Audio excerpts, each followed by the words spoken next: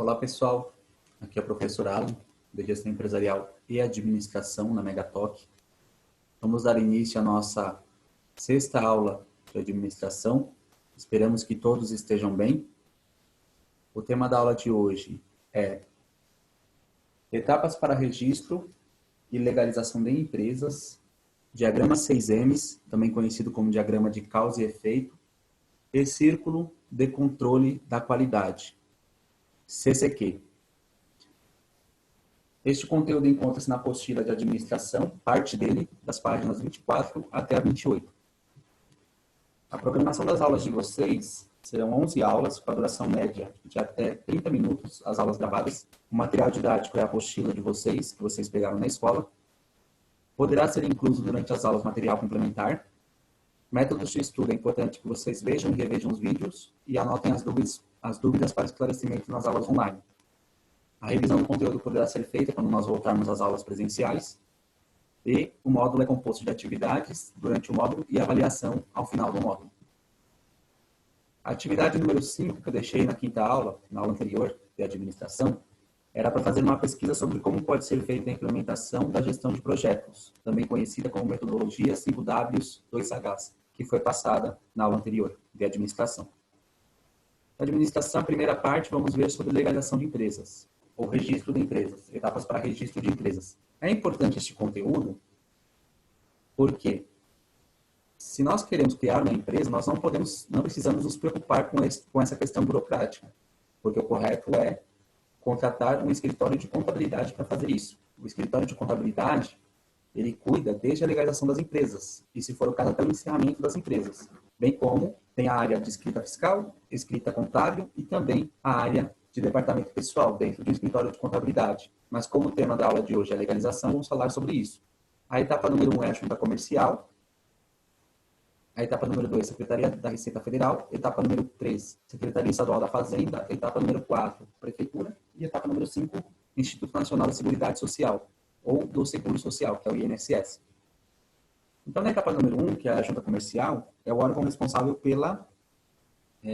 pelo registro das empresas em sociedades empresariais. Para as atividades são ligadas a isso.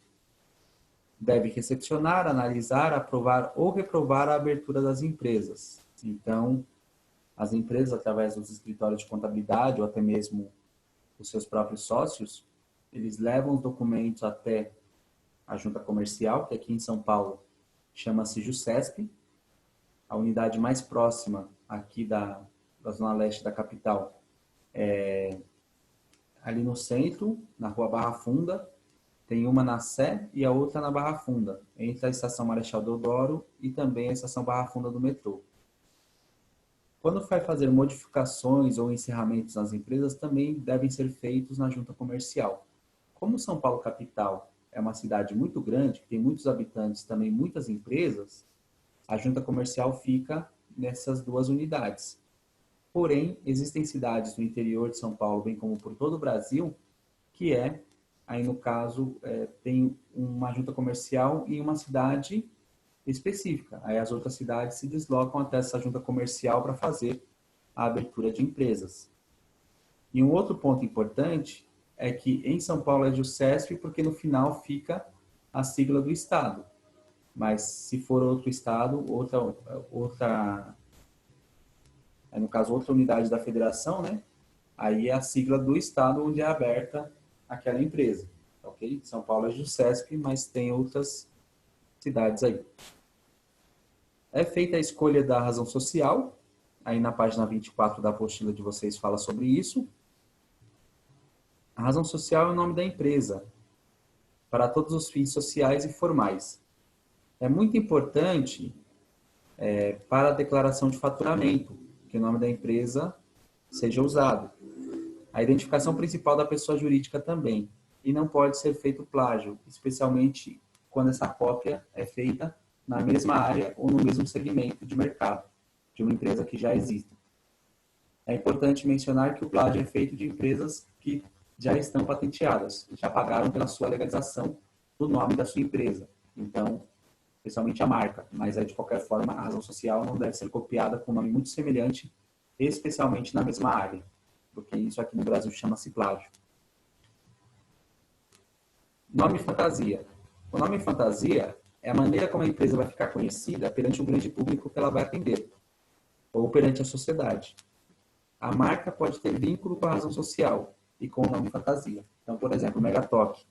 Quando vocês vão lá na escola, na frente da escola tem a marca Megatoque. É o mesmo nome da razão social. É uma abreviação do nome da razão social, né? A razão social tem um nome um pouco maior, mas tem vínculo com a razão social. Esse nome fantasia que pode se tornar a marca. Só que aí a marca tem que ser patenteada para não ser copiada depois. De empresas que têm empresas de grande porte, tem um porte um pouco mais elevado, é importante que seja patenteada a marca. Etapa número 2, Secretaria da Receita Federal. Então tem lá, instituição responsável pela autorização da declaração do faturamento das organizações. É uma das principais instituições do país, porque ela autoriza e ela acompanha o faturamento das pessoas jurídicas e também ela autoriza e acompanha o faturamento das pessoas físicas. Mas como estamos falando de etapas de registro de empresas, aí no caso, as movimentações financeiras, econômicas e contábeis são declaradas através da Receita Federal. É onde é criado o CNPJ, que é uma numeração com a sequência de 13 dígitos, onde tem lá a numeração que identifica a empresa, na frente da sua razão social. Ponto importante, na razão social também, lá vai o porte da empresa. Se é empresa limitada, vai como LTDA, se é microempresa, vai como ME, se é EIRELI, empresa individual de responsabilidade limitada, vai como EIRELI, e se é ETP, empresa de pequeno porte, por exemplo, vai ETP. Então, já consegue ver se a empresa tem sócios ou não, ou se ela é uma empresa de pequeno porte ou uma microempresa. Tem como ver mais ou menos o faturamento dela. Ok? Tem empresas até que é SA, né?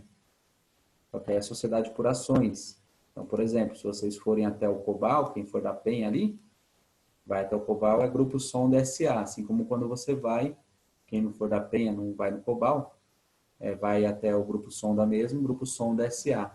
Então, até o hipermercado Sonda, né? Então, isso significa uma empresa com sociedade aberta, sociedade por ações, né? Sociedade anônima, tá ok? Então, você consegue identificar através da nota fiscal qual que é a razão social e também o número do CNPJ que vai junto, tá ok? Aí, CNPJ de novo, né? É o número de identificação da pessoa jurídica, composto por 13 números, né? E é onde declara o faturamento para recolhimento de impostos. Impostos veremos nas aulas seguintes e as empresas e nomenclaturas de empresas vimos na aula passada, né? Essas nomenclaturas que eu falei aí para vocês, limitada, microempresa, SA, né? Entre outras aí que nós vimos, eu já comentei agora há pouco, tá ok? Etapa número 3, Secretaria Estadual da Fazenda. A Secretaria Estadual da Fazenda, ela faz isso, é feito o registro nessa etapa, porque as empresas, para as empresas que atuam no ramo do comércio. E aí, para fazer a regularização da inscrição estadual, é importante porque vai ter que recolher um imposto chamado Imposto sobre a Circulação de Mercadorias e Serviços, que é o ICMS. Então, é feito o recolhimento desse imposto. E por isso que tem que passar por essa etapa número 3, que é a Secretaria Estadual da Fazenda, que também tem unidade de atendimento por todo o estado de São Paulo também. Em todos os estados, na realidade, mas aqui em São Paulo também. No caso da Receita Federal, a mais próxima fica na Celso Garcia, próxima ao metrô Tatuapé, embora tenha outros prédios administrativos espalhados por São Paulo também. Tem próximo à Estação Luz, tem um prédio administrativo próximo à Estação Carrão também, né? Então é isso. Está relacionado com essa criação do CNPJ. Depois da etapa Secretaria Estadual da Fazenda, é feito o registro na prefeitura. Na prefeitura, é feito aí a autorização, né? Uma avaliação prévia do local para ter o alvará de funcionamento, que é a mesma coisa que a autorização de funcionamento.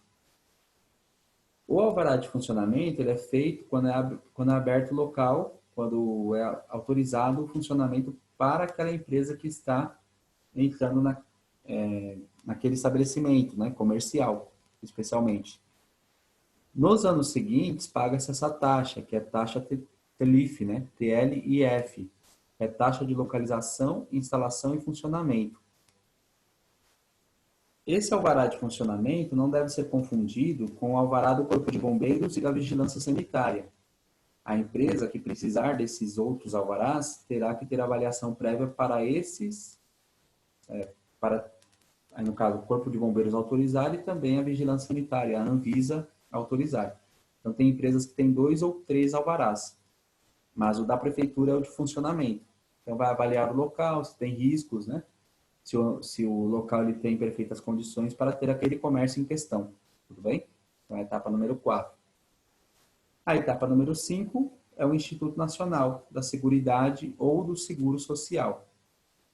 É importante que os sócios e proprietários façam essa etapa número 5 exatamente porque eles vão recolher a sua folha de pagamento, que é chamada de Prolabore. Então, os sócios eles têm o lucro da empresa, mas eles contribuem para o Prolabore. Por quê? Em caso de alguma eventualidade, eles estão seguros também pelo INSS. E quando registrar os empregados, né, para ter acesso ao afastamento e benefícios do INSS, que vocês verão no módulo de departamento pessoal quais são, né?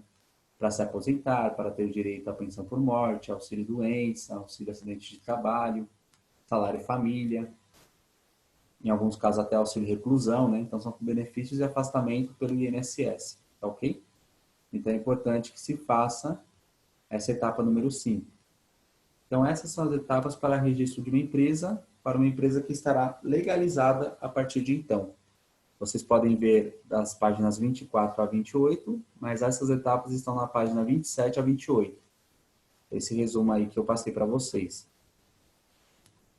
Agora, na continuação da aula, vamos continuar falando aí na aula 6 sobre técnicas administrativas. Vamos falar sobre 2 técnicas de qualidade que foram criadas pelo autor Kaoru Ishikawa, o mesmo autor que criou aí o programa 5S, que nós vimos na terceira aula de administração. Então, tem aí o primeiro conceito, que é o diagrama 6Ms, diagrama de causa e efeito. Esse efeito é um problema. É a análise e identificação de um problema. É conhecido também como o diagrama espinha de peixe ou diagrama Ishikawa. Então, tem 4 formas de chamar esse diagrama. 6Ms, causa e efeito, espinha de peixe e Ishikawa. É o mesmo diagrama, a mesma técnica que veremos daqui a pouco. E o outro conceito que ele criou é o CCQ, que é o Círculo de Controle de Qualidade. Então, aí tem o diagrama de Ishikawa, né? Diagrama 6Ms. Daqui a pouco veremos o Círculo de Controle de Qualidade. O diagrama 6Ms também é conhecido de outras formas, como eu comentei. Diagrama espinha de peixe, diagrama de causa e efeito e diagrama de Kaoru Ishikawa, ou diagrama Ishikawa, que é o sobrenome desse senhor que criou essa técnica. Quais são os objetivos? O diagrama Ishikawa é uma representação gráfica que mostra causas e subcausas de problemas, serve de apoio para a identificação e solução desses problemas. Pode estar relacionado com oportunidades também. Veremos que pode ser usado tanto para resolver problemas como para aproveitar oportunidades, ou para transformar um problema em uma oportunidade de negócio. Por que o nome é diagrama 6Ms, especialmente? Porque são 6Ms que passaram a ser desenvolvidos no dia a dia, né? Não tem os termos em japonês, assim como no programa 5S vocês viram, mas tem aí a tradução para o nosso dia a dia, aí, especialmente no nosso idioma.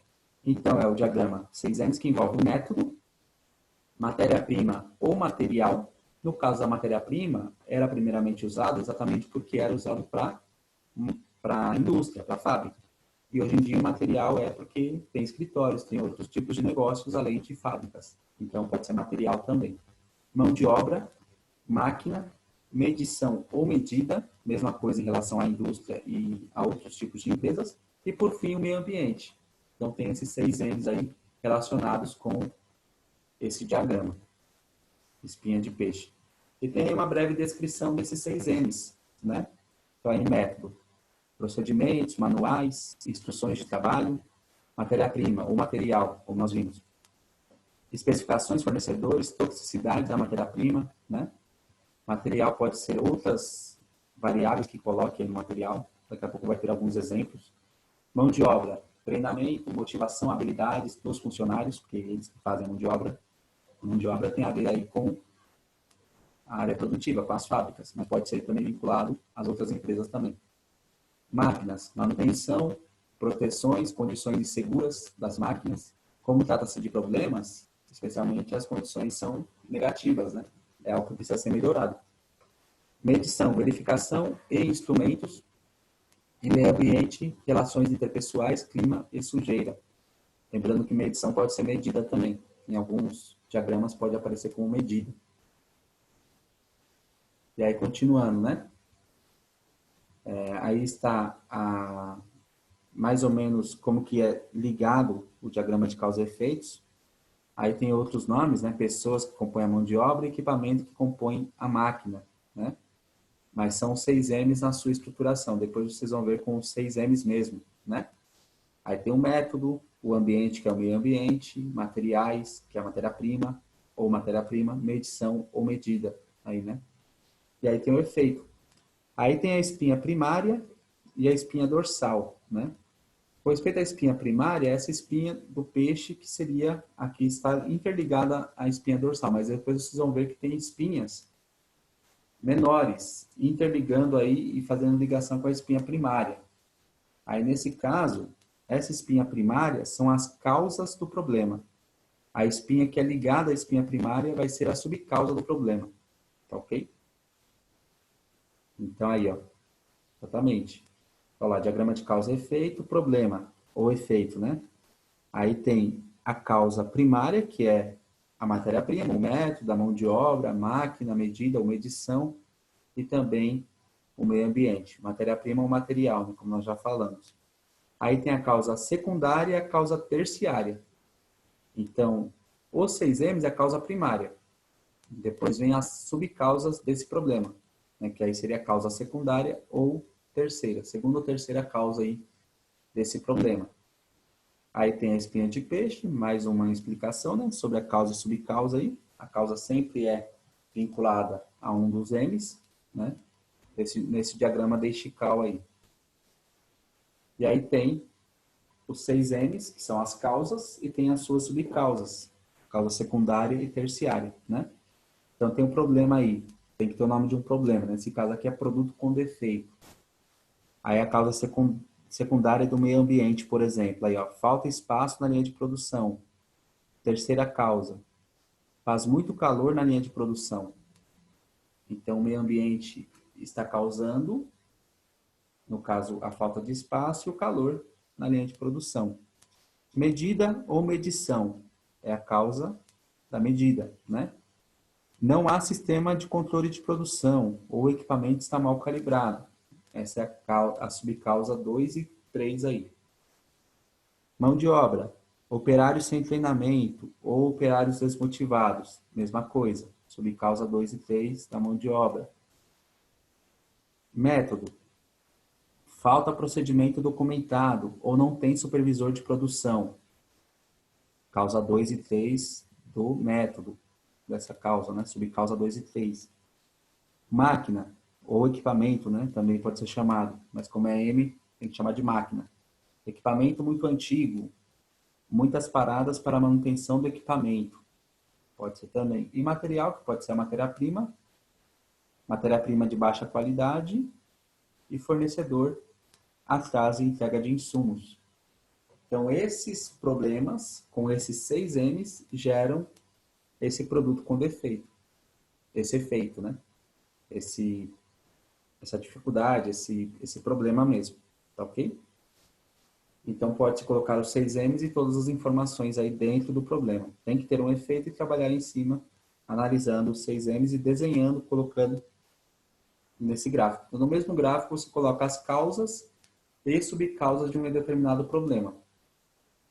O diagrama 6Ms, ele dá a abertura de você usar outros pontos, né? Que não sejam esses 6. Você pode criar uma outra análise com uma outra causa do problema. Mas o Kaoru Ishikawa usou esses 6 M's aí para servir de de base, né, para criar o diagrama 6Ms. Tem mais um problema aí, ó, mais um efeito, falha de equipamento. Olha lá, tem as 6 causas, né, e as subcausas. Então, por exemplo, o método, padrões inadequados e tempo de execução. Está sendo um tempo muito elevado, está demorando muito, né? Próximo, mão de obra, treinamento e baixa motivação. Medida, tempo de pesquisa e excesso de reuniões. Meio ambiente, poluição salina e ruído excessivo. Material, bibliografia e sobressalentes. Máquina, vazamento de óleo e vibração. Então, esses 6 elementos, de novo, essas 6 causas e subcausas estão gerando esse problema de falha no equipamento. Um ponto importante é que, no caso dos 6Ms, pode ser usado também como algo positivo, como esse exemplo aí, ó, produto com qualidade. Então, pode ser que seja para você ver o que você faz bem também. Quando foi criado o diagrama 6Ms, ele não foi aplicado para ver o que é feito de maneira correta. Porque quando se fala em qualidade, sempre vê aquilo que precisa melhorar, e não aquilo que já está sendo bem feito. Mas pode ser aplicado numa segunda forma, né, que seria essa de ver o que está sendo feito de maneira correta. Então, por exemplo, aí, ó, produto com qualidade, o que a empresa precisa ter, o que ela tem, né? Procedimentos, instruções, planos de controle e assim por diante, né? Claros, precisos e sendo seguidos de maneira correta, ou à risca aí, né? Pode ser também a conclusão aí. Máquina, com as manutenções corretivas e preventivas em dia. Medida, instrumentos de medição direta e indiretamente, direta e indireta, né? Medição direta e indireta e instrumentos do processo calibrados. Meio ambiente, limpo, organizado, bem iluminado, seguro e assim por diante. Mão de obra, treinada, motivada e trabalhando de forma preventiva. E material ou matéria-prima de boa qualidade, de fornecedor confiável, controlado e identificado. Tudo isso vai fazer com que se tenha um produto com qualidade. Então, pode ser usado para coisas positivas, para questões que não são só problemas, mas tenham em mente que foi criado para resolver e identificar problemas, ok? E aí vem o círculo de controle da qualidade, que é o famoso CCQ, né? Tem como objetivo incentivar a participação das pessoas, onde todos podem falar sobre, poderiam, né, na época, falar sobre suas opiniões e expectativas, e hoje em dia também, quem adere ao CCQ é importante para melhoria coletiva, né? Essa que era a ideia. E também foi desenvolvida por Kaoru Ishikawa. O CCQ incentiva a participação, a pessoa se sentir parte integrante do processo, né? Não somente a empresa manda, a empresa comanda e o empregado vai e faz aquilo que a empresa determina, né? Objetivo, criar grupos, sendo que esses grupos tenham lideranças, que são funcionários mesmo, colaboradores mesmo, que tomam a liderança e são porta-vozes para a direção. Cria-se áreas de apoio, grupos líderes de CCQ, né? É importante, e por fim o grupo de promoção, né?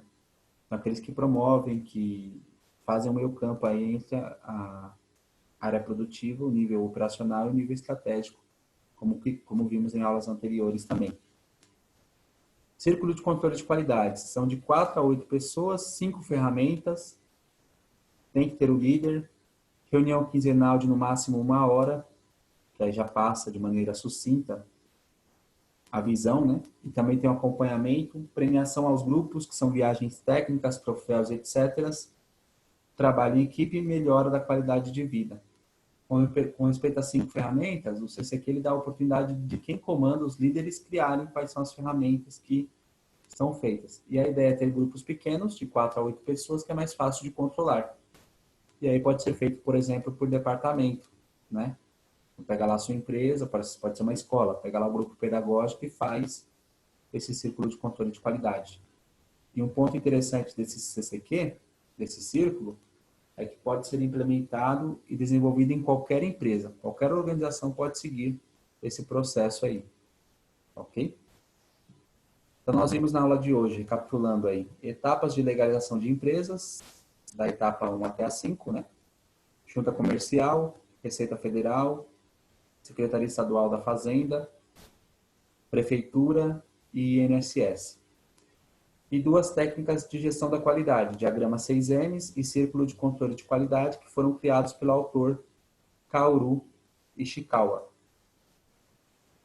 Lição de casa, para a próxima aula, é importante vocês lerem a apostila de administração das páginas 28 a 32 e tem a atividade número 6, que é da aula 6 agora. Fazer o resumo do que você entendeu do diagrama 6Ms e do círculo de controle de qualidade. Agradeço pela atenção de vocês. Desejo a vocês tudo de bom para vocês e para a família de vocês. Até a nossa próxima aula de administração.